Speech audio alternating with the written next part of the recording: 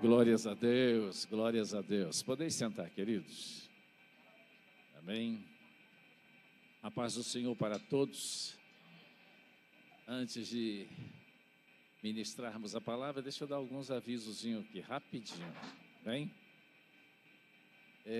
Próxima semana vai ser sábado e domingo, tá bom? Sábado e domingo, próxima semana. Viagem a Minas Gerais. Os irmãos que fazerem suas caravanas, você pode desligar aqui esse ar-condicionado? Esse aqui? Os irmãos que desejarem ir, combina entre vocês. Um carro vai 4 pessoas tranquilo, vai gastar em média uns R$100 cada um, ida e volta. Amém? Na cidade de Brasilândia de Minas. Eu vou no sábado, vou pregar no sábado e possivelmente eu volte depois do culto, tá bom? Nós vamos ver um obreiro que possa ficar lá para pregar no domingo. De repente um dos nossos presbíteros, tá bom? Nós vamos ver direitinho. Quem quiser ir e dormir lá na cidade, reserve um hotel, porque lá é uma cidade muito quente. Reserve um hotel para ter um ar-condicionado e você ficar tranquilo lá, tá bom? Nós vamos garantir que você seja bem cuidado lá. Alimentação à vontade, comida à vontade, tá bom? Então, quem desejar, combine entre vocês e faça caravana, amém? No primeiro final de semana do mês de novembro, nós teremos aniversário da igreja na Bahia, lá em São Desidério. Quem desejar ir também, combine aí, converse com o pastor Leifs. O Leifs está indo lá. E dessa vez eu não irei à Bahia, mas o pastor Leifs irá. Vai ter consagração de obreiro lá, vai ter um trabalho muito bonito. Se vocês desejarem fazer uma caravana, acompanhar o pastor Leifs, esteja à vontade, tá bom, queridos? Deus abençoe. Quero avisar todos os irmãos que estão visitando a igreja aqui pela primeira vez. Nós queremos oferecer um lanchezinho para você, uma conversa, um abraço, uma oração. No final do culto, aqui nessa sala aqui em cima, saindo aqui à direita, tá? Bem aqui em cima. Tem uma sala aqui que nós queremos receber vocês, abraçar vocês, tá bom? As crianças estão descendo, né? Então, à vontade. As crianças que estão aí na galeria, podem descer, vai ter um culto especial para eles, amém? Então, irmãos, quem está visitando a igreja pela primeira vez, estão convidados a participar desse momento ali com a gente, tá bom? Vai ter uma equipe ali para receber você, para orar por você, para te abençoar em nome de Jesus. Amém, queridos? Coloque aí para mim, Efésios capítulo 6, versículo 13.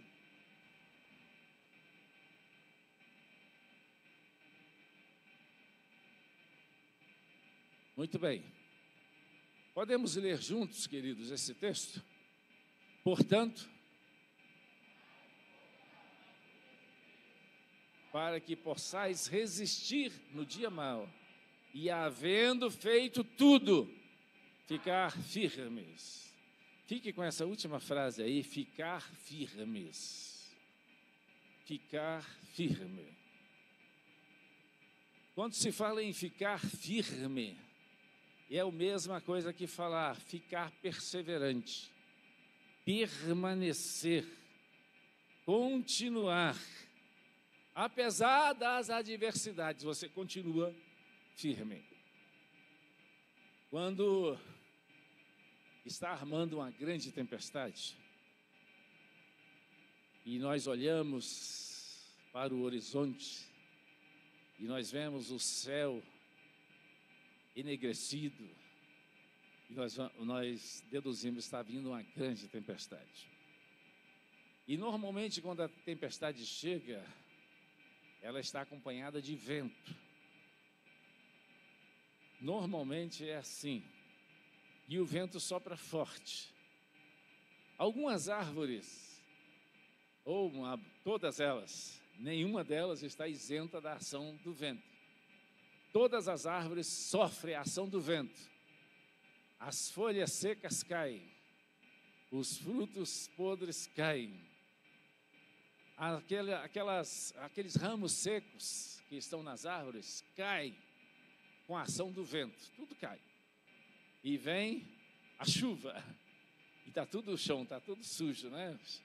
Ali ficou, embaixo da árvore, ficou tudo sujo, com folhas secas, com frutos podres, com galhas secas, mas vem a chuva e lava tudo e leva aquilo para longe. Nenhuma árvore está, então, isenta da ação do vento. Nenhum ser humano está isento das aflições da vida. Mas como ficar firme diante das aflições, diante das tempestades, diante das dificuldades que se levantam contra nós? Assim como as árvores não estão, nenhuma delas estão, por maior que seja ou menor que seja, não estão isentas das ações do vento, das ações das tempestades, também nós humanos não estamos isentos das aflições, das dificuldades, das lutas que se levantam. Nós lemos aqui nesse texto: portanto, tomai toda a armadura de Deus, para que possais resistir no dia mau. O dia mau vem. O dia mau chega. E para mim ficar firme quando o dia mau chegar, eu preciso estar revestido, eu preciso tomar toda a armadura de Deus, para que eu possa ficar firme. Nós lemos aqui, você coloca o texto aí também, foi lido pelo presbítero Deilton como leitura oficial. Eu até falei com a irmã Helena aqui, ó, o texto que eu vou pregar aqui, irmã Helena, o Deilton adivinhou. Capítulo 15 de João, dos versículos 1 até o 5. Eu sou a videira verdadeira e meu Pai é o lavrador. Toda vara em mim que não dá fruto, atira e limpa toda aquela que dá fruto, para que dê mais frutos. Vós já estáis limpos pela palavra que vos tenho falado. Está em mim. Ao segredo de ficar firme aí, irmãos. Está em mim e eu em vós. Tem uma tradução que diz assim: permaneço em mim e eu permanecerei em vós. Olha lá, tá, esse irmão é abençoado, né? Já colocou lá. Permanecei em mim e eu permanecerei em vós. Nenhum ramo pode produzir fruto por si mesmo, se não estiver ligado à videira. Vós igualmente não podeis dar fruto por vós mesmos, se não permanecerdes unidos em mim. Então nós precisamos permanecer. Eu sou a videira, vós os ramos, aquele que permanece em mim, e eu nele, esse dará muito fruto. Esse vai permanecer firme quando o dia mau chegar. Esse vai permanecer firme quando o mal bater a porta. Nós temos alguns exemplos na Bíblia, irmãos, de pessoas que passaram por momentos estreitos, por momentos de muitas aflições, dia mau mesmo, e permaneceram firmes.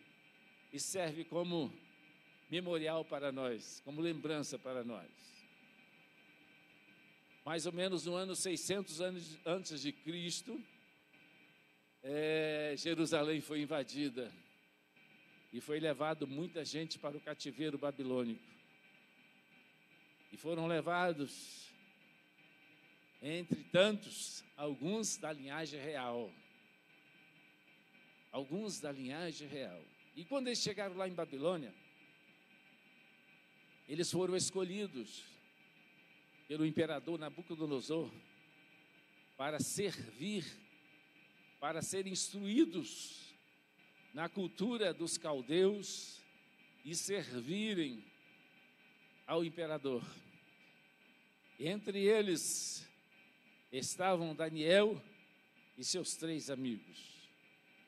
E eles foram escolhidos para estudarem por 3 anos na faculdade dos caldeus.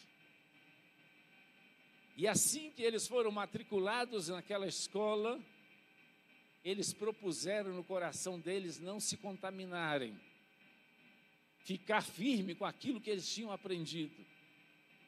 Eles estavam numa cultura diferente, num povo diferente.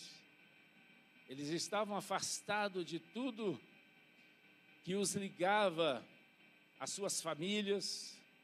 Muitos dos seus familiares tinham sido mortos na invasão de Jerusalém. Eles estavam ali praticamente isolados de tudo, mas eles tinham uma convicção tão grande. Eles queriam assim, eles propuseram não se contaminar. Eles propuseram permanecer firme na fé deles. E o eunuco, que estava tomando conta daquele grupo de pessoas, ele ficou preocupado porque Daniel propôs não comer do manjar do rei, nem beber do vinho do rei.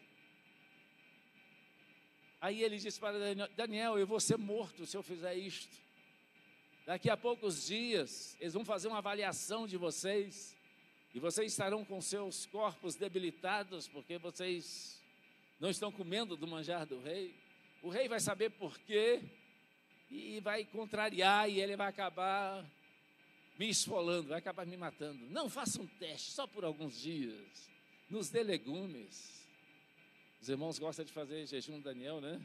Pode fazer esse jejum de Daniel, que é excelente. Né? Pode comer só legumes, frutas e legumes. Esse regime aí é muito bom. Esse jejum de Daniel é excelente. Engorda mais do que comer carne, né? Come bastante legumes, né? Cozinha bastante legumes juntos, né? Mistura e come. Vai ser a bênção. Aí, irmãos, passaram-se os 10 dias, e o eunuco foi olhar eles, o chefe foi olhar eles. Eles estavam mais formosos.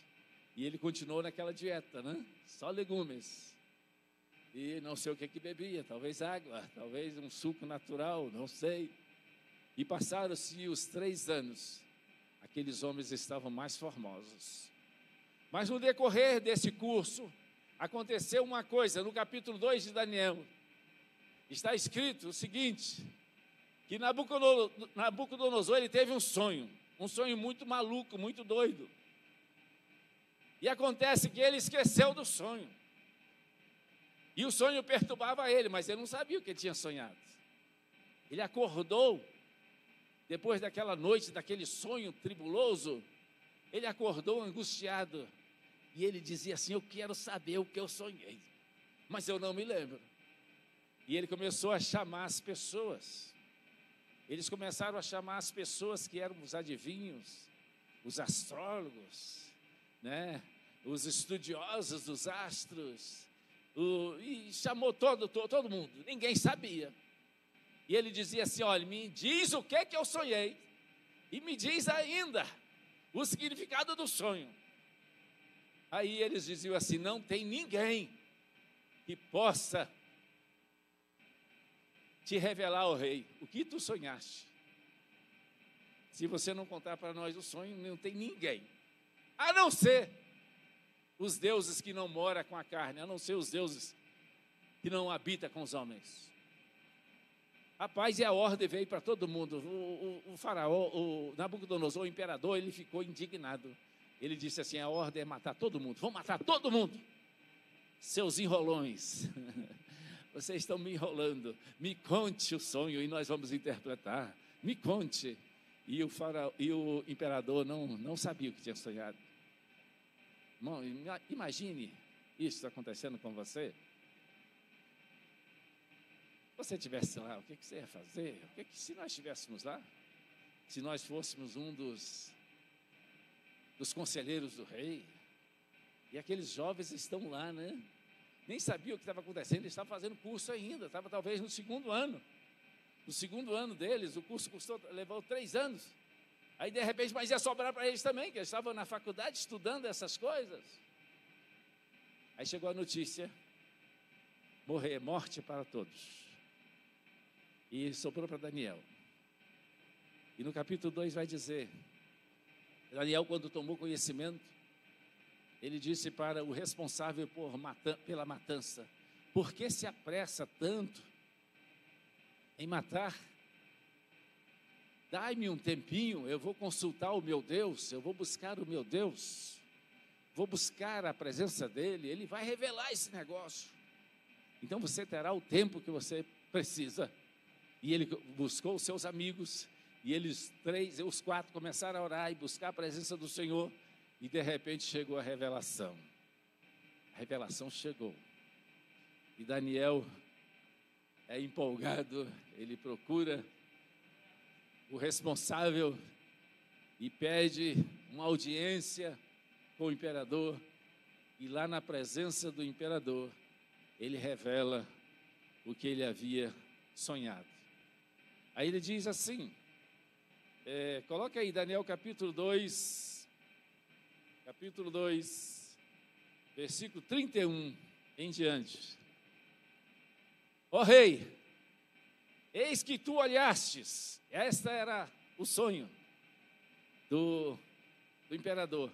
Ó rei, eis que tu olhaste e viste diante de ti uma grande estátua. E em tua visão, essa estátua era enorme e impressionante, e estava em pé diante de ti, e tinha uma aparência terrível. A cabeça da estátua era feita de ouro puro, o peito e o braço eram de prata. Aí o rei começou a lembrar, né? Opa, foi isso mesmo que eu sonhei. Esse negócio, começou a lembrar do sonho. Aí, irmãos, e Daniel descreve toda aquela visão, aquele sonho, e o imperador está impressionado com aquele negócio, e de repente, para completar, Daniel começa a revelar o significado, né? O significado daquele sonho, daquela revelação, daquele sonho. E ele diz, capítulo 30, versículo 36, ele diz assim, este é o Senhor, e foi esse o sonho que tiveste, e agora nós o interpretaremos para o rei. Sabe qual foi a interpretação? Ó rei, tu és o rei dos reis, a quem o Deus do céu tem dado o reino, o poder e a força. Aí isso empolgou o rei, né? Rapaz, eu sou esse rei, cabeça de ouro, eu sou o rei dos reis. Aí passou uns dias, ele mandou construir uma grande estátua, né? Fruto desse sonho, ele mandou construir uma grande estátua de ouro. Rapaz, o negócio era alto, era quase 30 metros de altura. Mas a ordem era o seguinte, eu sou o rei dos reis, eu preciso ser reconhecido. E ele baixou um decreto, que todos tinham que adorar ao som. Capítulo 3 de Daniel está escrito aí, essa história. Ao som de vários tipos de instrumentos. Todo mundo tinha que se prostrar diante daquela imagem e adorar aquela imagem. Aí legal. Aí passou-se alguns dias, foi feita a estátua está lá em destaque, e de quando em quando se tocavam os instrumentos. Aí, irmãos, permanecer firme. Quando a ordem era, se não se prostrar, aquele que não se prostrar diante da imagem, ao toque dos instrumentos, ele será lançado, ou eles serão lançados na fornalha de fogo ardente. A ordem era essa. Como permanecer firme diante de desafios tão grandes? E todos os dias nós somos desafiados a permanecer firme, a não olhar para um lado ou olhar para outro, a permanecer firme olhando para Cristo. Irmãos, e às vezes isso requer você ser diferente de todos. Imagine milhares de pessoas ao som de instrumento sendo executado e todo mundo se prostrando e adorando aquela imagem, mas 3 jovens permanecem de pé. Eram os 3 diferentes. Permaneceu firme. Permaneceu firme. E logo chegou a notícia. Logo alguém levou a notícia para o imperador. Imperador, aqui tem uns jovens. Pense numa turma metida. Eles vieram lá de Jerusalém. E eles são soberbos, são orgulhosos. Eles não obedecem às suas leis. O Senhor decretou que se prostrasse ao toque de instrumento, mas eles não fazem assim. Todas as vezes que os instrumentos tocam, eles são os únicos que permanecem firmes. Eles permanecem de pé. Está todo mundo ajoelhado, mas eles estão de pé. E o rei manda chamar, irmãos. O rei manda chamar. E a partir, capítulo 3, versículo 13. Coloque aí para mim, filho.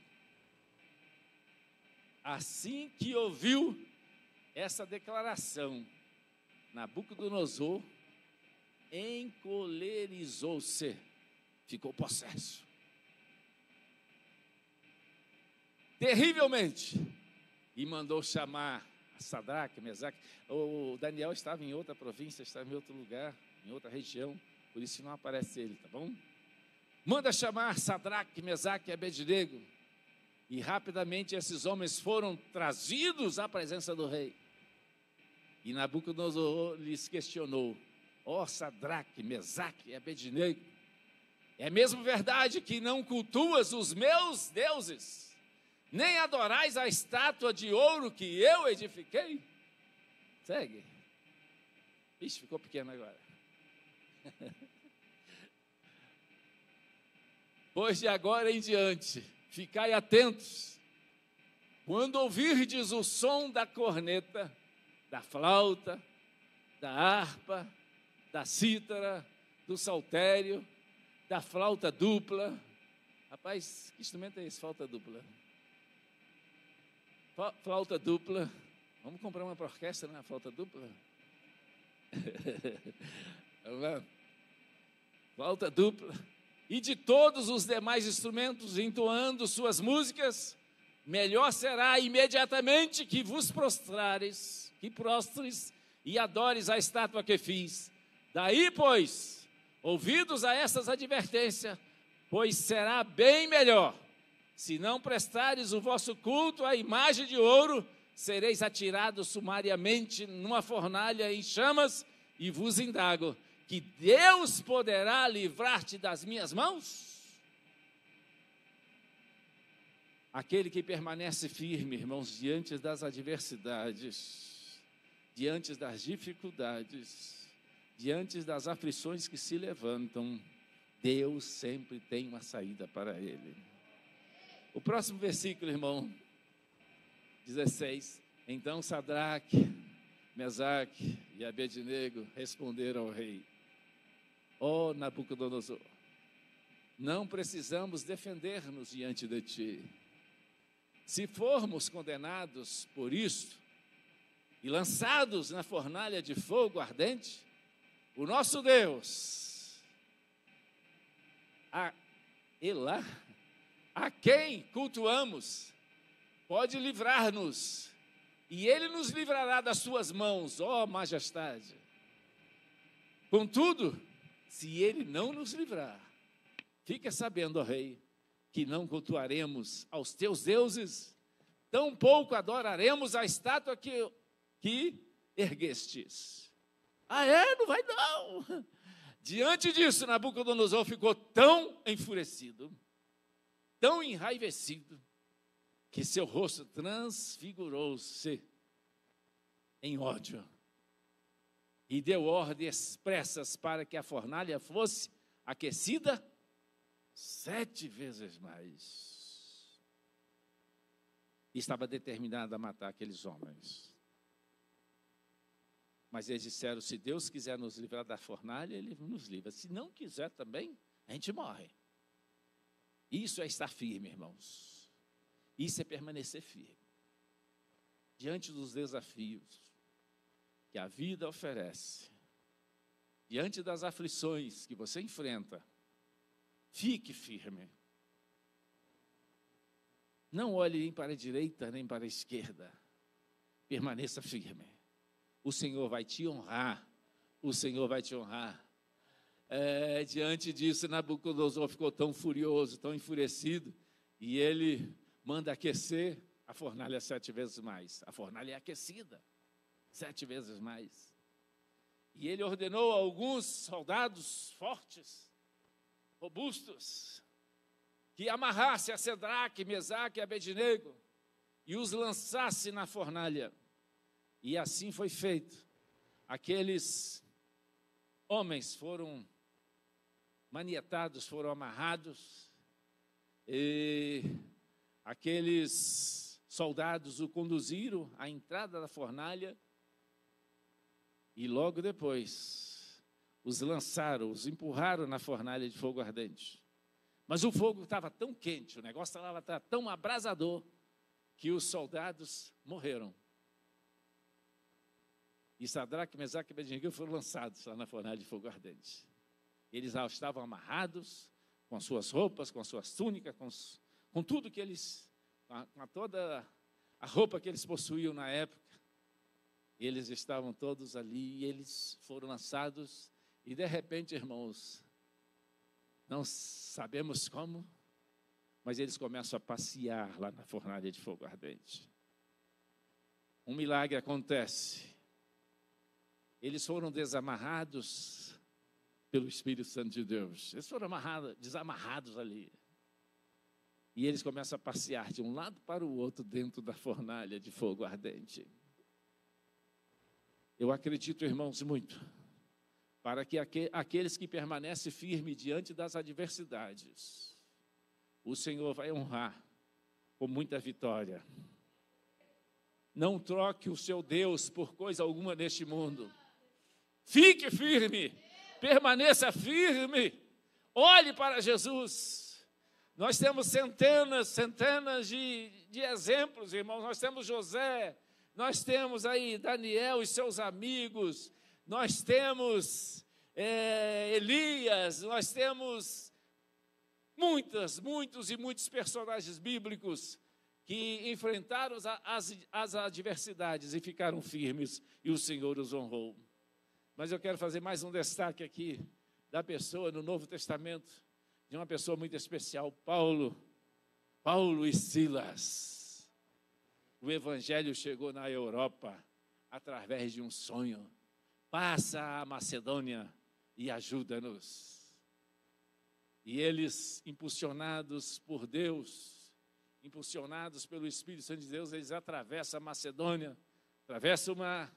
Eles estavam na Ásia e passa para a Europa, a primeira cidade da Europa a ser evangelizada.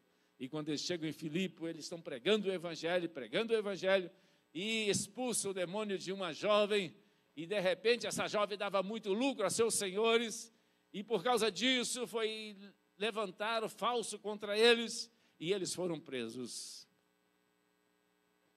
Como ficar firme, irmãos, diante das aflições, diante das adversidades que se levantam? Como ficar firme? Tomai, pois, toda a armadura de Deus. Nós precisamos buscar mais comunhão com Deus, mais intimidade com Deus, mais presença dEle. Precisamos orar mais, para que quando surgir as adversidades, a gente permaneça firme, a gente ficar firme, a gente continuar firme. Nós precisamos mais de Deus, para que nós possamos ficar firme. E está Paulo e Silas lá agora, sendo acusados injustamente, capítulo 16 de Atos dos Apóstolos, e eles estão lá presos injustamente, espancados injustamente, não fizeram nada demais, só pregando o Evangelho. E agora eles foram lançados nos cárceres interiores, amarrados, chicoteados, machucados, mas eles estão de pé diante de Deus. A palavra de Deus vai dizer que perto de meia-noite, Paulo e Silas oravam e cantavam ao Senhor. Isso é estar firme, irmãos. A adversidade está muita, mas ele está cantando. A adversidade está se levantando, as tempestades estão se levantando, as aflições estão se levantando, mas a pessoa está cantando, está orando, está buscando a presença de Deus. Ele está firme diante das adversidades. E Paulo e Silas estão cantando, louvando ao Senhor, até o machucado parar de doer. Aquilo passa, as aflições passam. Quem canta, seus males espanta. Aí, irmãos, o mal vai embora, tudo vai embora. E eles estão cantando e de repente há uma manifestação da presença de Deus ali, de uma maneira tremenda, ali no cárcere. E todos que estavam ali, as portas dos cárceres se abrem, né? Eles são libertos, mas não fogem, não saem. Eles permanecem ali. O carcereiro, conforme vocês sabem, quer se degolar, quer se matar. E Paulo prega para ele, e ele e a casa dele aceitam o Senhor, e muitos daqueles presos aceitam a Jesus como seu Senhor, porque uma pessoa, duas pessoas ficaram firmes diante das adversidades. Você precisa ficar firme diante das adversidades que se levantam contra você, porque tem muitas pessoas que dependem de você, tem muitas pessoas que estão olhando para você, tem muitas pessoas que estão nos vendo como referencial. Que Deus te abençoe em Cristo Jesus, irmãos. Que você fique firme, que você continue firme, que você permaneça firme, que você continue firme em nome de Jesus, e que permaneçam em mim, e eu permanecerei em vós. A melhor coisa que pode acontecer com o ser humano, irmãos, é a presença de Deus. A melhor coisa que pode acontecer com você é você manter a sua relação com Deus, é você gozar de intimidade, de comunhão com Deus. Isso fará diferença na sua vida. Que Deus abençoe você, que Deus abençoe a sua família, que Deus abençoe ricamente você que está passando por alguma dificuldade, alguma luta, algum problema. Permaneça firme. Você vai cantar o hino da vitória em nome de Jesus. Amém? Queremos convidar aqui o Joelma e Elianai. Estão fazendo aniversário de casamento, 18 anos de casado. Tem carinha de novos, mas estão velhos já, né? Deve ter casado com 10 anos. Né? Aí, eles são gratos a Deus por... A oração aqui é de gratidão a Deus, né? Pela união, pela família, os 2 filhos que Deus deu a eles. Isso é muito bom. Eu queria perguntar, vamos ficar de pé, irmãos, a gente vai orar por eles. Tem alguém mais